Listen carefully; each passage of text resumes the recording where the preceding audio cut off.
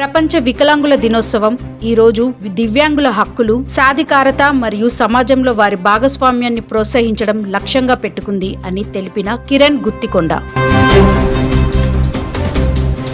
అంగవైకల్యం అనేది శరీరానికే కానీ మనుషులకు ఉన్న మనసులకు కాదని తెలిపిన మెరుగు శివకృష్ణ. గద్దరన్న మన మధ్యలో లేని లోటును తీర్చిన ఉమ్మడి వెన్నెల అక్క గద్దరన్న కూతురు. తెలంగాణ సాంస్కృతిక శాఖ సౌజన్యంతో అంతర్జాతీయ దివ్యాంగుల దినోత్సవం సందర్భంగా రవీంద్ర భారతిలో ఘనంగా నిర్వహించారు.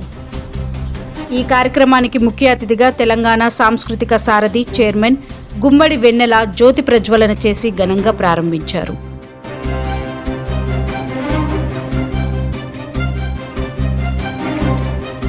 తెలంగాణ వికలాంగుల హక్కుల సమితి రాష్ట్ర అధ్యక్షులు కిరణ్ గుత్తికొండ నేతృత్వంలో మేడ్చల్ జిల్లా అధ్యక్షులు మెరుగు శివకృష్ణ ఆధ్వర్యంలో ఈ కార్యక్రమాన్ని ఘనంగా నిర్వహించారు.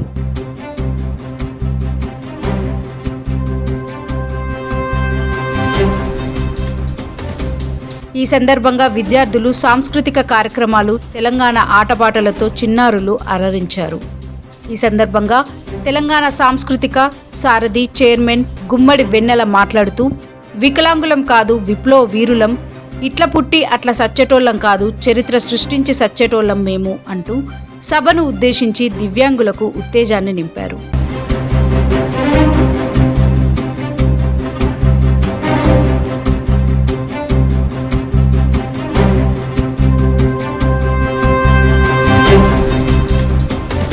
సమాజంలో ప్రతి రంగాల్లో దివ్యాంగులు ఉన్నారని పేర్కొన్నారు. సకలాంగుల కంటే దివ్యాంగులకు అధిక మేధాశక్తి ఉంటుందని అన్నారు. దివ్యాంగులు చట్టసభల్లో కూడా ఉండాలని, వారి హక్కుల కోసం పోరాటానికి దివ్యాంగుల నుండి కిరణ్ గుత్తికొండ, శ్రీనివాస్ లాంటి వాళ్ళు చట్టసభల్లో ఉండాలని తెలిపారు.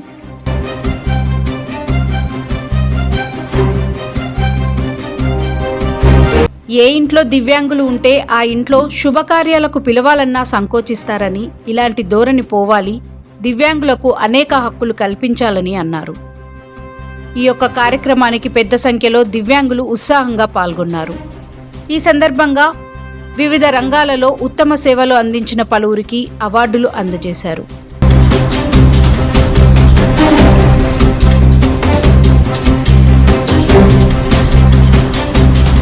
ఈ కార్యక్రమంలో తెలంగాణ వికలాంగుల corporation chairman Muttineni Veeraiah, Helen Keller institute అధినేత ఉమర్ ఖాన్, రవి హిలోరేస్ హాస్పిటల్ అధినేత doctor Vijay Bhaskar, KK foundation అధినేత జయలక్ష్మి, సీనియర్ జర్నలిస్టులు బిజిలీ టీవీ సీఈఓ దుడ్డెల రవీందర్, చెదురా writer Nagati Swamy, Prathikshanam CEO Chintala Vijay Kumar, Balagam TV CEO, star news, TV9 CEO రఘు తదితరులు పాల్గొన్నారు.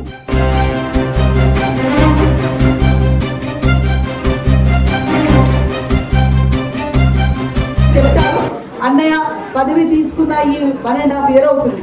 సో ఈ 1.5 year దివ్యాంగులకు ఏ విధంగా పనిచేస్తారో మాకు అంతా అప్డేట్ అయి ఉంటుంది.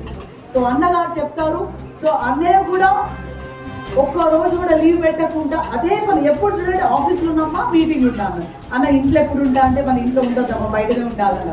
సో తప్పకుండా ఖచ్చితంగా మీ తరఫున మనం అందరం కలిసి, మీరు ఎక్కడ పిలిచినా సరే, ఏ మారుమూల గ్రామానికి పిలిచినా సరే, నేను అన్న కలిసి మీ దగ్గరకు వస్తామని తెలియజేస్తూ, గద్దరలో ఒక మాట అనేవాడు, వికలాంగులు కాదు మేము, వికలాంగులు కాదు మేము, విప్లవ వీరులు, వికలాంగులు కాదు మేము, విప్లవ వీరులు, ఇట్లా పుట్టినం అట్లా సచ్చేటోళం కాదు, చరిత్ర సృష్టించే వాళ్ళమని ఎప్పుడు గద్దరన్న అనేవాళ్ళు.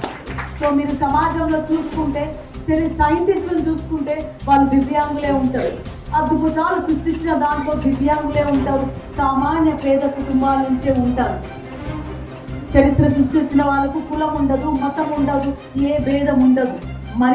మనిషిలో ఉన్న గుణం, మనిషిలో ఉన్న తెలివి, నిజం చెప్పాలంటే సామాన్యముల కన్నా జనరలీ ఐక్యూ లెవెల్స్ దివ్యాంగులకు ఎక్కువ ఉంటాయి.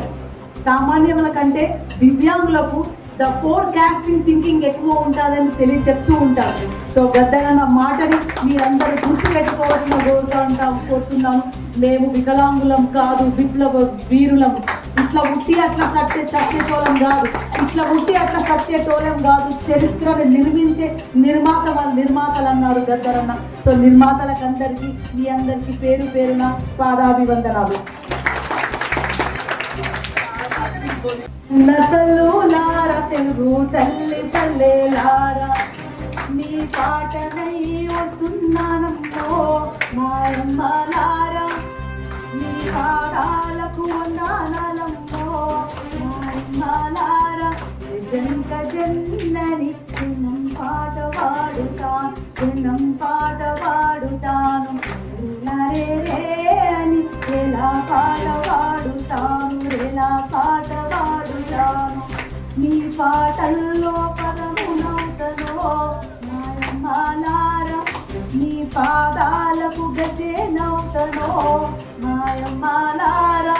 చొరబడ ఊపిరితిత్తి ఉదు మంది రాగం తీసి, ఉదు మంది రాగం తీసి, ఆ కిడ్నీ పొంటిపోయిన తూట మీటు మంది కిన్నరనేమో, మీటు మంది కిన్నరనేమో. ఆ ఎడమా చేని చీల్చిన తూట ఎత్తు మంది ఎర్రా జెండ, ఎత్తు మంది ఎర్రా జెండ. ఆ వెన్న ముక్కల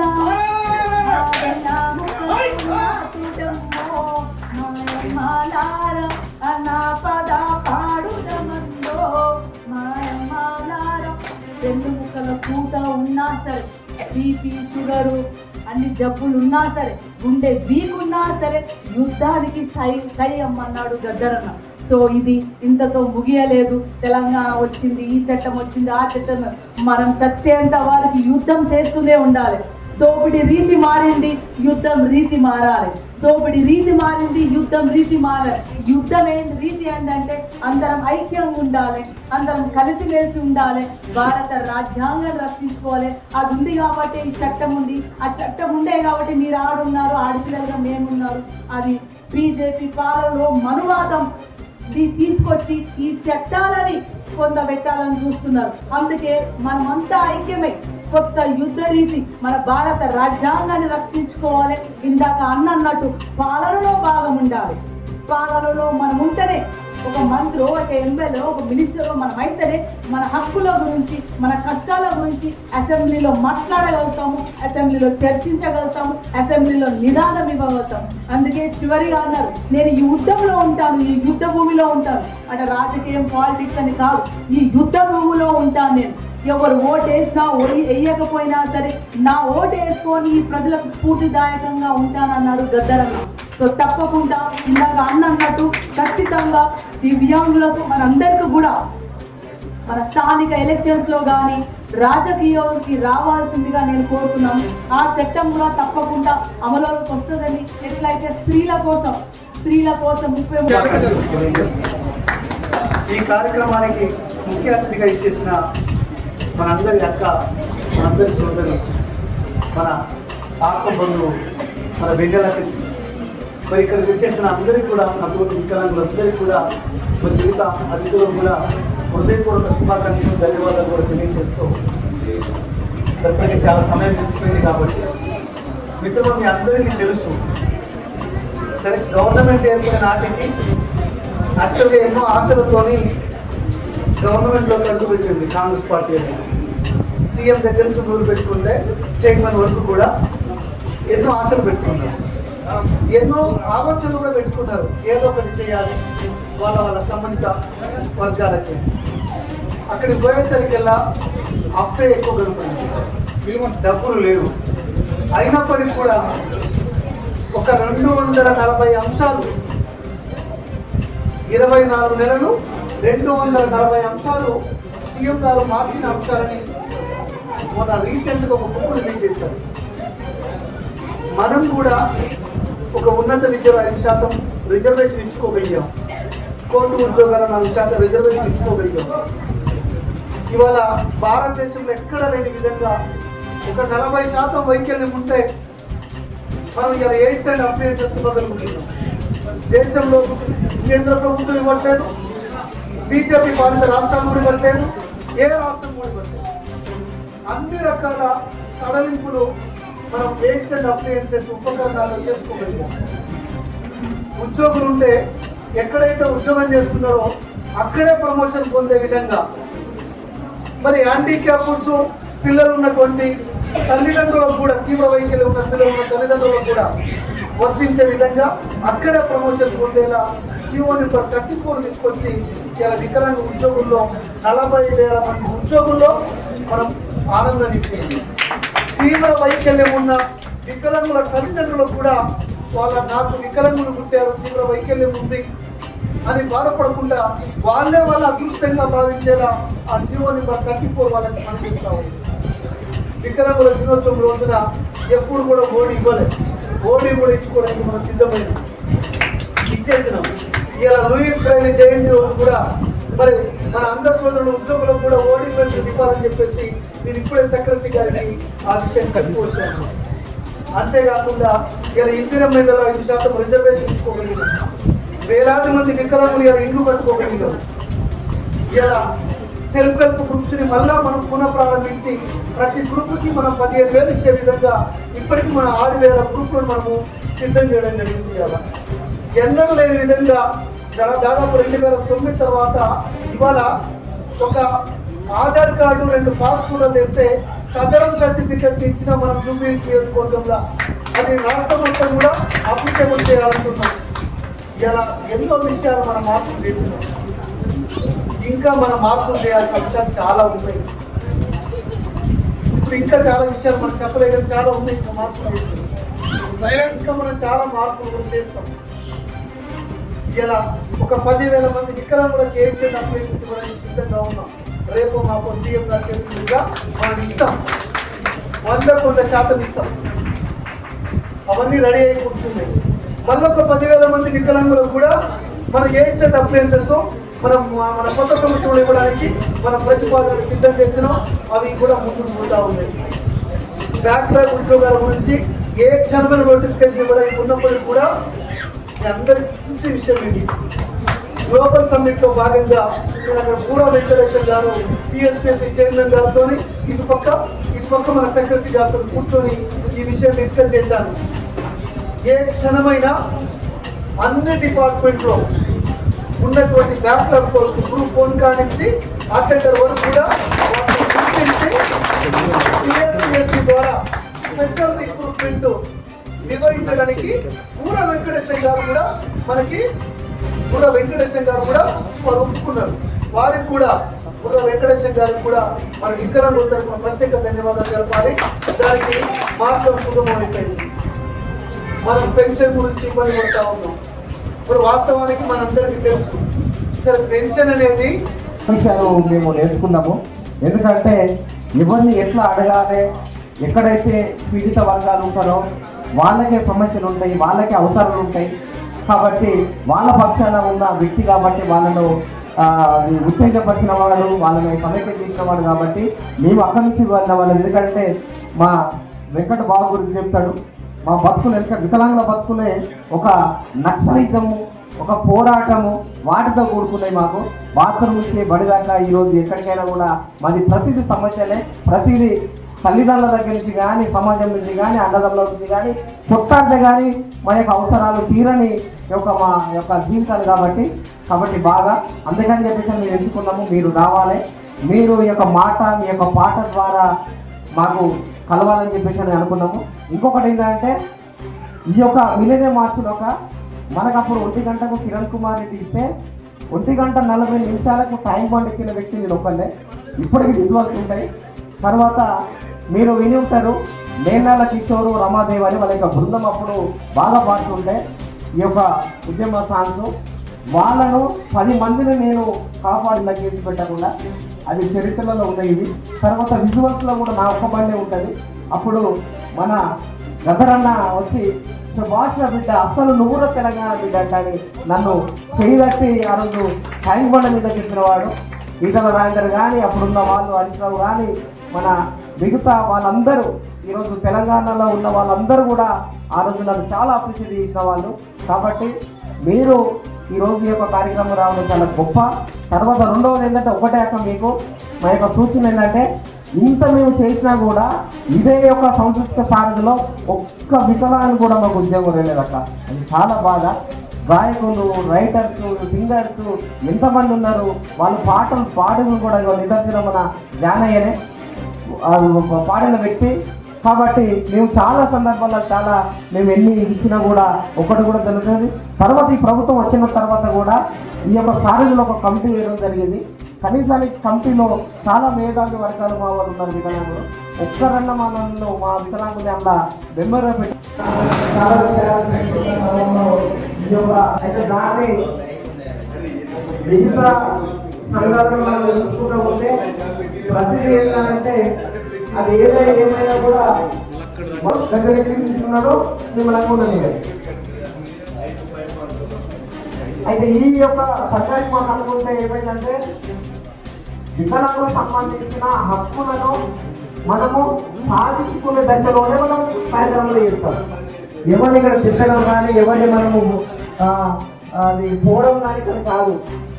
మనకున్న ఏంటి ప్రతి వాళ్ళకు భారతదేశంలో ఒక రాజ్యాంగానికి అనుకూలంగా బతికే వాళ్ళనే. అది ఏ స్థాయిలో ఉన్నా స్థాయిలో 4 రూపాల్లో ఉన్నాయి, కానీ మనం బతికేది మాత్రము వాటి గురించే బతకడం జరుగుతుంది. అవునా కదా? సరే గట్టిగా చెప్పట్టుకుంటారు మనందరూ. ఎందుకనంటే డాక్టర్ బిఆర్ అంబేద్కర్ గారు మనకు హక్కులను ఏదైతే ఇచ్చిన తర్వాత ఈరోజు చేస్తున్న వాళ్ళు చాలా మంది ఏంటంటే మనకున్న రిజర్వేషన్ ప్రకారంగా, రిజర్వేషన్ అంటే హక్కు ద్వారా వస్తుంది, కానీ ఎవరైనా రిజర్వేషన్ ప్రకారంగా మనము స్కూల్లో చదివిస్తాము, కాలేజీలో చదివిస్తాము. రిజర్వేషన్ ప్రకారంగా చదువు అయిపోయిన తర్వాత ఒక ఉద్యోగం వస్తుంది. ఉద్యోగం వచ్చినాక ఫస్ట్ జీతాలు తీసుకొని ఎక్కడ పెడతాము? Very good. ఎవరు చెప్పారు? దేవుని దగ్గర పోయి తిరుపతి ఉండిల్లో లేకుంటే నరసింహ ఉండిల్లో వేస్తారు.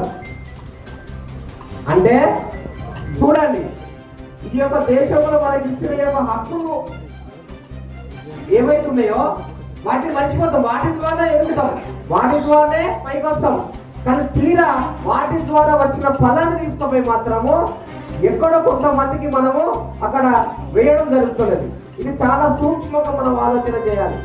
కాబట్టి మేము కూడా ఏంటంటే మా కమిటీ ద్వారా నిర్ణయం చేసుకున్నది అదే, మనకున్న దాని ప్రకారంగా గవర్నమెంట్ నుంచి హక్కుగా మనం తీసుకుంటాం, కొట్లాడదాం, తీసుకుందాం. కానీ దాన్ని ఒక సామరస్యంగా చేసుకోవాలి. తర్వాత ఇలాంటి పెద్దవాళ్ళు చాలా మంది ఇక్కడ చూస్తే నాకు తెలిసి ఎవరు కూడా వీళ్ళ ఫ్యామిలీలో వికలాంగులు ఎవరు లేరు. అయినా కూడా వికలాంగులు, సమాజంలో వికలాంగులు అంటే వీళ్ళకు చాలా ప్రేమ. ఎప్పటికీ ఏదో ఒకటి మేము చేయాలి, వీళ్ళకి ఎప్పుడు మేము అందుబాటులో ఉండాలి అనే దాని మీదనే వీళ్ళందరూ. కాబట్టి వీళ్ళందరి మధ్యలో మనము డిజబుల్డ్ అంటే ఏంటంటే ఒక పండుగ వాతావరణం చేసుకోవాలని చెప్పేసి అని ఎవరి ఇయర్ మేము కాసకిష్టతో పెట్టుకొని చేస్తుంటాము. తను అధ్యక్షులుగా ఉన్నప్పుడు సార్ మేము దాదాపుగా అంత్యోదయ కార్డులు కానీ ప్రతి దాంట్లో కానీ ఒక వార్డు మెంబర్ చేసిన యొక్క చరిత్ర మా కమిటీకి దక్కింది సార్. కొట్టాల గట్టిగా చెప్పండి. మనం మా సీనన్న ఈ సంవత్సరం రిజర్వేషన్ తీసుకొచ్చినది ఉన్నది ఓకే, కానీ మేము అది మనకు ఒకటి తెలియని పీరియడ్లోనే అడగుట్టలో ఆస్మాన్ చెప్పేసి అనేది మన పద్మారావు గారితో మాట్లాడక వార్డు మెంబర్ చేసిన చరిత్ర మన కాశకృష్ణ గారు మన వ్యవస్థాపక అధ్యక్షులు ఉన్నాము. పోతే బండా జగన్ తను అధ్యక్షతగా ఉన్నప్పుడు మేము ఇదే బేగంపేటలో సార్ మామూలుగా ఎవరికైతే మన హైటెక్ కంపెనీ ఉందో హైటెక్ కంపెనీ కేటీఆర్తో తెలంగాణ వికలాంగుల హక్కుల సాధన సమితి ఆధ్వర్యంలో ఏర్పాటు చేసినటువంటి ఈ మీటింగ్ సభాధ్యక్షులు మరియు ఇచ్చినటువంటి ముఖ్య అతిథులందరికీ శుభాకాంక్షలు. ఈ ప్రోగ్రాం ఇంత మంచి వాతావరణంలో జరగడం చాలా సంతోషం. ఇలాంటి ప్రోగ్రామ్స్ డిసెంబర్ 3 నుంచి 31 వరకు కూడా ఇంకా జరగాలని, రానున్న రోజుల్లో ఇంకా అత్యంత ఉత్సాహంలో జరగాలని కోరుకుంటా ఉన్నాను. ఎందుకంటే ఈరోజు వికలాంగులుగా ఉండి వాళ్ళకి చేతనైన సహాయం కొంతమందికి చేస్తూ ఉంటారు. కానీ సకలాంగులుగా ఉన్నటువంటి వాళ్ళు కూడా వికలాంగులకు ఎంతో సహాయ సహకారాలు అందిస్తూ ఉన్నారు. అలాంటి వాళ్ళకు మనం గుర్తించి ఈ సమాజానికి పరిచయం చేసి ఇంకా వారి నుంచి సహాయ సహకారాలు అందిపుచ్చుకొని మనం అత్యున్నత స్థాయిలో ఎదగడం కోసం ఇట్లాంటి మీటింగ్స్ మన వికలాంగుల సమాజానికి ఉపయోగపడతాయని తెలియజేస్తూ ఈ మీటింగ్ వచ్చినటువంటి ప్రతి ఒక్కరికి అంతర్జాతీయ వికలాంగుల దినోత్సవం నమస్కారం తెలియజేసుకుంటున్నాను. నేను ఆర్థోపెడిక్ సర్జన్. గత 30 సంవత్సరాల నుంచి నా ప్యారలల్ సబ్జెక్ట్ ఏంటంటే నిమ్స్లో ఆయన ప్రొఫెసర్గా ఉన్నప్పుడు అబ్దుల్ కలాం గారి ప్రేరితంతో దివ్యాంగులకు సకలాంగం చేయడానికి కార్యక్రమాలు సర్జరీ చేయడం మొదలెట్టాను. దాదాపు ఇప్పటివరకు 18,000 సర్జరీలు చేయగలిగాను. మీ అందరి సహకారంతో ఎన్నో ఆర్గనైజేషన్ సహకారం చేస్తున్నారు. కాబట్టి నేను తిరుపతిలో బోర్డ్ హాస్పిటల్లో పనిచేస్తున్నప్పుడు మనకు తెలంగాణ ప్రజలకి ఎక్కువగా అవకాశం ఉండేది బోర్డ్ హాస్పిటల్లో వికలాంగులు సకలాంగం చేసే సర్జరీస్. కానీ ఇప్పుడు తెలంగాణ ఆంధ్ర సపరేట్ అయిన తర్వాత బోర్డ్ హాస్పిటల్లో అవకాశం మిత్రులందరితో మన విద్యార్థుల మిత్రులందరితో సహకారంతో మొన్న రాజ్భవన్లో మెగా క్యాంప్ నిర్వహించడం జరిగింది. అందులో దాదాపుగా 71 మందిని సర్జరీ సెలెక్ట్ చేసుకుని రోజు ఒకరికి సర్జరీ చేయడం జరుగుతుంది ఫ్రీగా.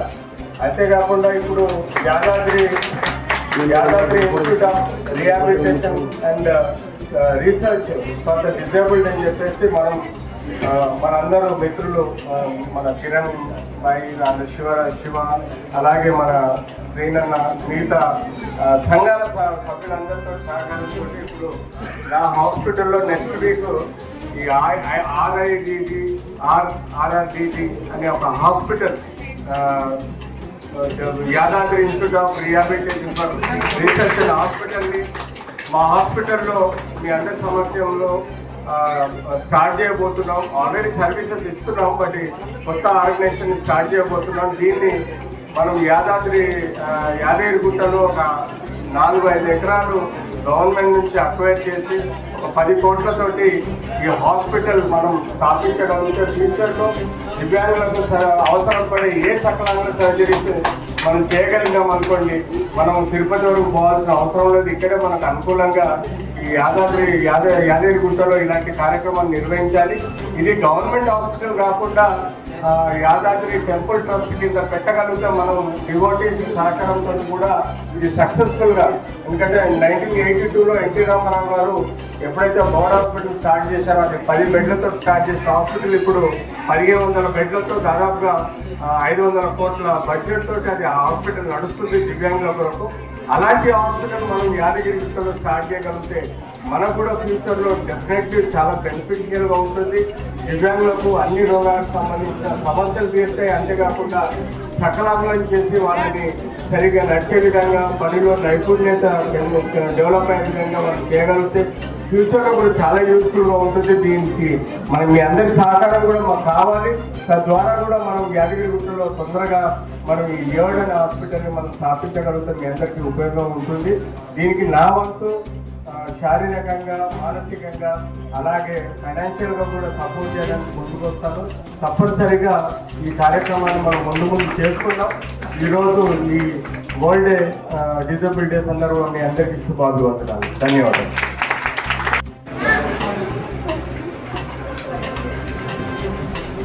హలో, అందరికీ శుభ మధ్యాహ్నం. తెలంగాణ వికలాంగుల సాధన సమితి ఈరోజు అంతర్జాతీయ వికలాంగుల దినోత్సవం ఘనంగా జరుపుకుంటున్నందుకు విచ్చేసిన దగ్గర మన వెన్నెల అక్కకి, కిరణ్ గుత్తిగొండ గారికి, జగన్కి, తమ్ముడి శివాకి, ఇక్కడ విచ్చేసిన పెద్దలందరికీ, విచ్చేసిన సోదరి మనులందరికీ నా కుడిలింపుడు ఒక నమస్సుమాంజలి. కిరణ్ చాలా గొప్పగా చెప్పారు. కానీ నేను చేసే సర్వీస్లో నా వంతు అంటే నా పర్సనల్ ఖర్చులు నేను తగ్గించుకొని నేను మా నాన్నగారి పేరు మీద, ఆయన పేరు కర్ణాటక కృష్ణమూర్తి, ఆయన పేరుతోటి కేకేఎం ఫౌండేషన్ స్థాపించి నా వంతు నా ఖర్చులు తగ్గించుకొని కొంత ఎంతో నా చేతనైనంతగా ఆయన పేరు మీద చేయాలని సర్వీసులు చేసుకుంటూ వచ్చా. కానీ మనకు సర్వీసెస్ చేయాలన్నా మనకు ఒక పేరు రావాలన్నా సొసైటీలో దానికి ఏదో చేసుకుంటూ పోవడం కాదు, దానికి ఒక గుర్తింపు రావడానికి ఈరోజు ఈ స్టేజీలో ఇక్కడ నిల్చొని మీ అందరి ముందు మాట్లాడడానికి కారకులు కూడా నా సోదర సమానులైనటువంటి నాకు కిరణ్ అని చెప్తాను, గర్వంగా చెప్తాను నేను దాని కారకం. ఎందుకంటే నేను ఏ ప్రోగ్రాంలకి మనం విమల గారికి మరియు మిత్రులు మరి పెద్దలందరికీ కూడా మనస్ఫూర్తిగా నమస్కారం చేస్తున్నాను. ఈరోజు మీరు ఇక్కడ ఇంతమంది ఈ వేదిక పైన పరిచయం అవడం చాలా ఆనందంగా ఉంది. నేను ఎక్కువ మాట్లాడను, 2 మాటలు మాట్లాడతాను. ఏంటంటే గవర్నమెంట్ నడవాలన్నా, ఆఫీసుల్లో వర్క్ చేయాలన్నా, ఇంట్లో పనులు చేసుకోవాలన్నా, లేకుంటే ఏదన్నా స్వతహాగా బిజినెస్ చేసుకోవాలనుకున్నా ప్రతి ఒక్కరు చేసే పని ఏంటంటే కూర్చొని చేసుకునే పనులే. మనము కూర్చొని చేసుకోవడానికి ఎవరి నుండైనా సహకారం అడగాలి కానీ సానుభూతి తీసుకోకూడదని నేను నా మనస్ఫూర్తిగా కోరుకుంటున్నాను. ఎవరి మీద కూర్చొని చేయగలుగుతాము వర్క్, పరిగెత్తుకుంటూ చేసే పనులు కావు. కాబట్టి మీలాంటి వాళ్ళు వికలాంగులు మనం ఎప్పుడు కూడా ఆలోచించవద్దు. ప్రతి ఒక్కరు చేసే పని కూర్చొని చేసే పనే కాబట్టి మీరు కూడా కూర్చొని. అందరికీ నమస్కారం. ముఖ్యంగా వెన్నెలెక్క మన మధ్య ఉంది. వెన్నెలెక్క మన మధ్య ఉంది.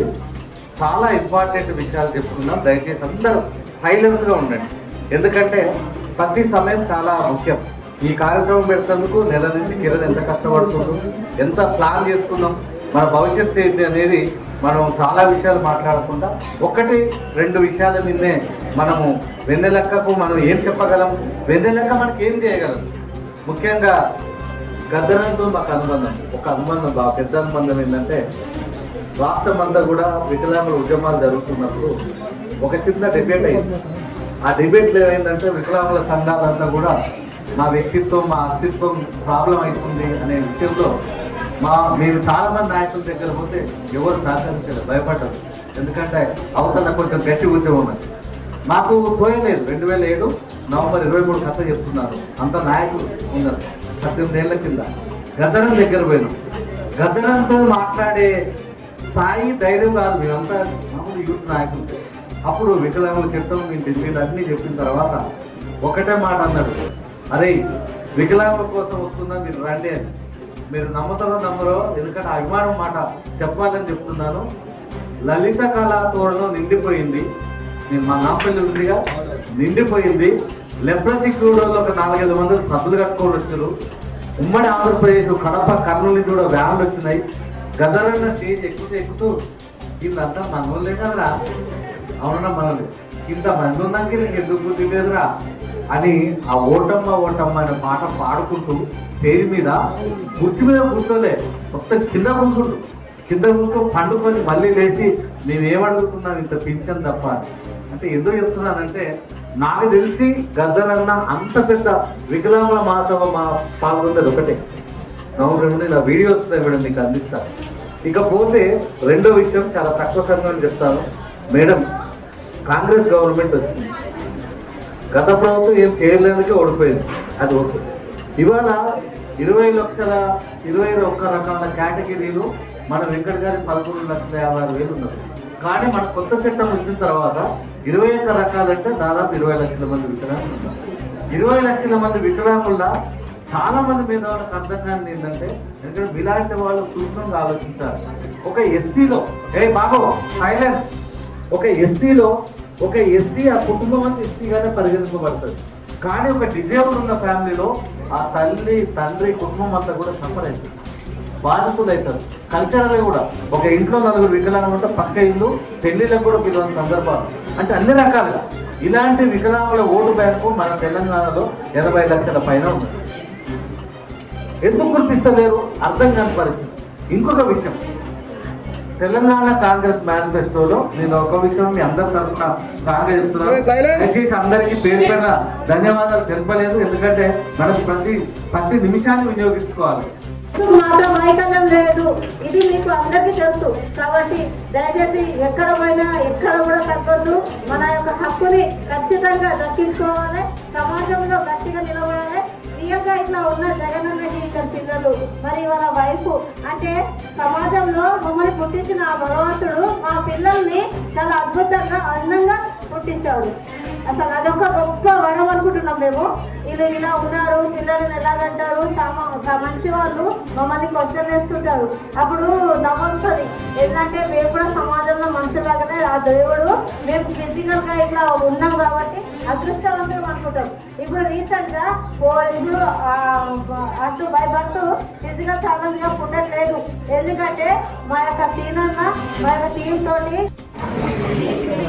తెలంగాణ వికలాంగుల హక్కుల సాధన సమితి ఆధ్వర్యంలో ఏర్పాటు చేసినటువంటి ఈ మీటింగ్ సభాధ్యక్షులు మరియు వచ్చినటువంటి ముఖ్య అతిథులందరికీ శుభాకాంక్షలు. ఈ ప్రోగ్రాం ఇంత మంచి వాతావరణంలో జరగడం చాలా సంతోషం. ఇలాంటి ప్రోగ్రామ్స్ డిసెంబర్ 3 నుంచి 31 వరకు కూడా ఇంకా జరగాలని, రానున్న రోజుల్లో ఇంకా అత్యంత ఉత్సాహంలో జరగాలని కోరుకుంటా ఉన్నాను. ఎందుకంటే ఈరోజు వికలాంగులుగా ఉండి వాళ్ళకి చేతనైన సహాయం కొంతమందికి చేస్తూ ఉంటారు. కానీ సకలాంగులుగా ఉన్నటువంటి వాళ్ళు కూడా వికలాంగులకు ఎంతో సహాయ సహకారాలు అందిస్తూ ఉన్నారు. అలాంటి వాళ్ళను మనం గుర్తించి ఈ సమాజానికి పరిచయం చేసి ఇంకా వారి నుంచి సహాయ సహకారాలు అందిపుచ్చుకొని